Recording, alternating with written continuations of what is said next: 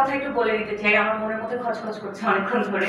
আমরা একটু আগে একটা ডকুমেন্টারি দেখলাম এবং ডকুমেন্টারিটা এর আগে দেখিনি, আর হয়তো বানিয়েছেন।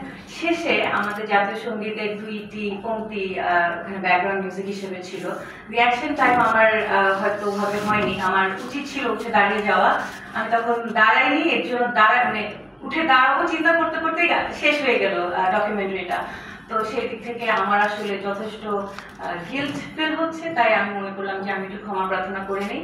আমি ততক্ষণ পর্যন্ত খারাপ কাজ করতে পারি যতক্ষণ পর্যন্ত অন্য কেউ না দেখে। হ্যাঁ, তাহলে আমি ঘুষ খাই, কিন্তু ঘুষ খাই কি কেউ যেন না দেখে, তো টেবিলের নিচে দিয়ে ঘুষ খাই। তো আমরা আজকে কথা বলবো শাসক নয় সেবক চাই।